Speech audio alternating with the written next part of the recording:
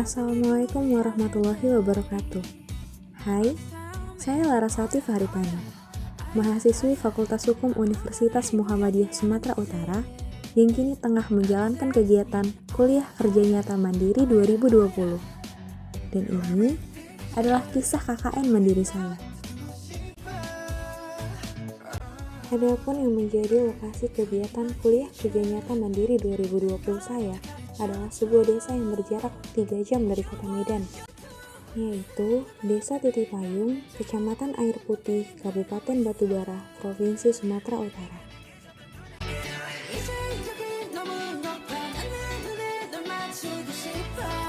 Banyaknya anak kecil yang ada di desa ini menjadi salah satu faktor mengapa saya mengambil materi penyuluhan tentang perlindungan anak yang akan saya sosialisasikan kepada warga desa Titipayung. Setelah meminta izin kepada kepala desa, saya mulai kegiatan penyuluhan saya dengan cara door to door atau mendatangi rumah warga satu persatu.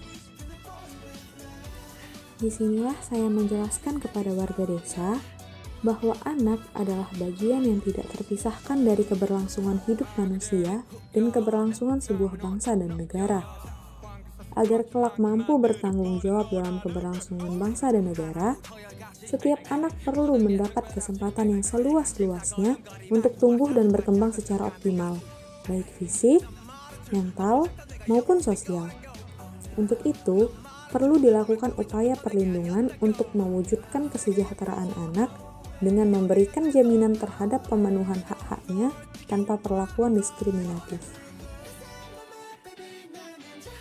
Jadi, sebelum saya membahas lebih jauh tentang perlindungan anak, adapun definisi anak sesuai dengan pasal 1 angka 1 Undang-Undang Nomor 35 Tahun 2014 tentang perubahan atas Undang-Undang Nomor 23 Tahun 2002 tentang perlindungan anak, anak adalah seseorang yang belum berusia 18 tahun, termasuk anak yang masih dalam kandungan.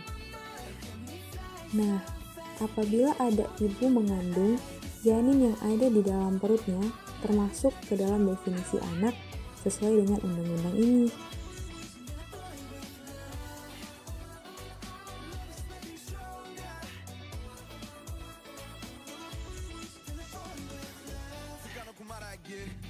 Setelah itu, saya mulai menjelaskan kepada warga apa-apa saja yang termasuk ke dalam hak dan kewajiban anak sesuai dengan apa yang tertulis pada bab 3 Undang-Undang Nomor 35 Tahun 2014.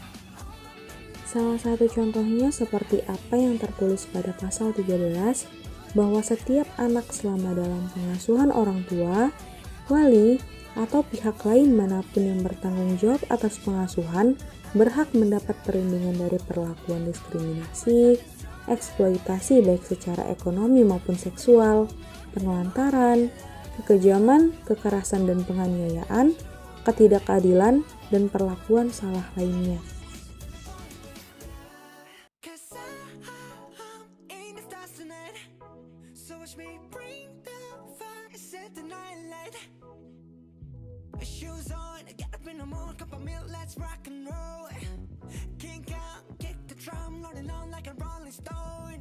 Saya juga mensosialisasikan dan menghimbau kepada warga-warga desa Titipayung agar tidak melakukan kekerasan terhadap anak.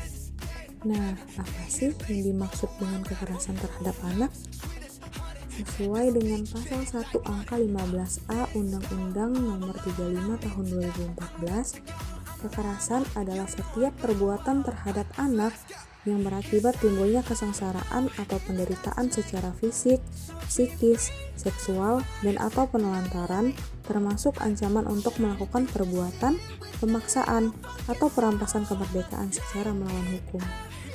Jadi, kekerasan itu tidak hanya seputar kekerasan fisik saja, tidak hanya seputar memukul anak, bahkan menelantarkan anak, dan tidak memberikan anak pendidikan yang layak juga termasuk kekerasan terhadap anak. Hal ini dipertegas oleh pasal 49 Undang-Undang Nomor 35 Tahun 2014, negara, pemerintah daerah, keluarga, dan orang tua wajib memberikan kesempatan yang seluas-luasnya kepada anak untuk memperoleh pendidikan. Selanjutnya, pada pasal 76B, setiap orang dilarang menempatkan, membiarkan, melibatkan, menyuruh melibatkan anak dalam situasi perlakuan salah dan penelantaran. Juga pada pasal 76C, setiap orang dilarang menempatkan, membiarkan, melakukan, menyuruh melakukan, atau turut serta melakukan kekerasan terhadap anak.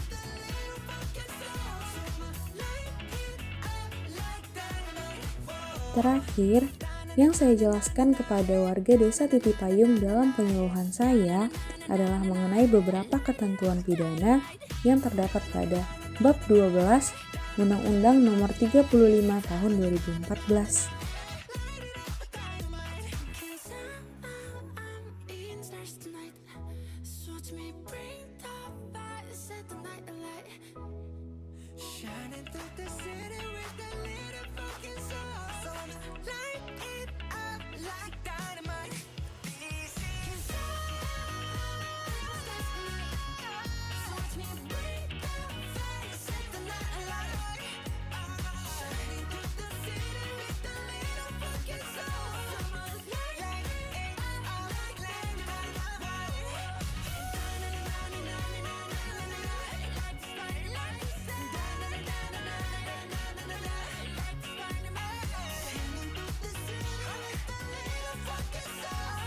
Selain memberikan penyuluhan kepada warga desa, saya juga memberikan bimbingan belajar untuk anak-anak sekolah dasar yang ada di Desa Titipayung.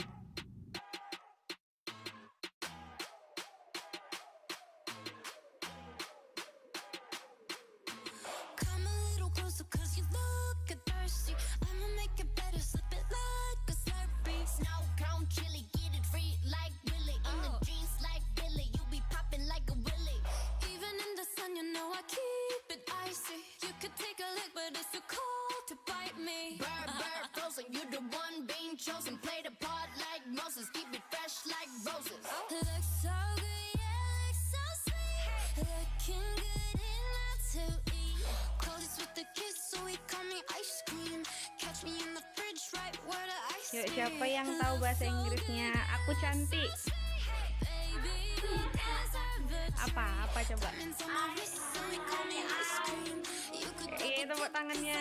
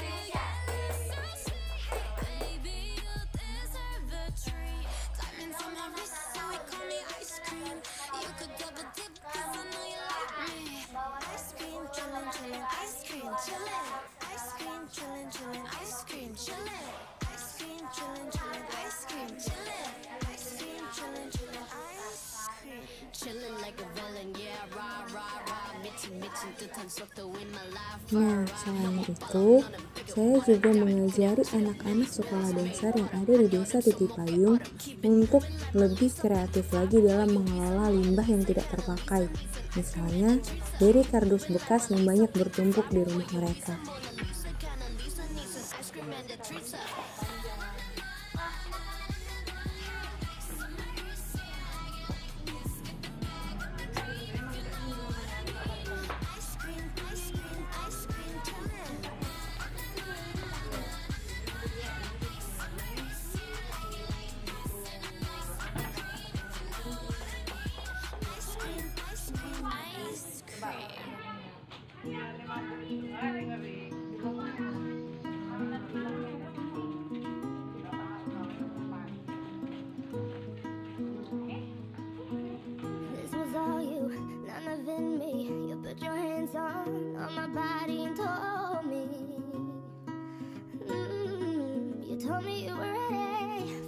big one for the big jump. I'll be your last love, everlasting you and me.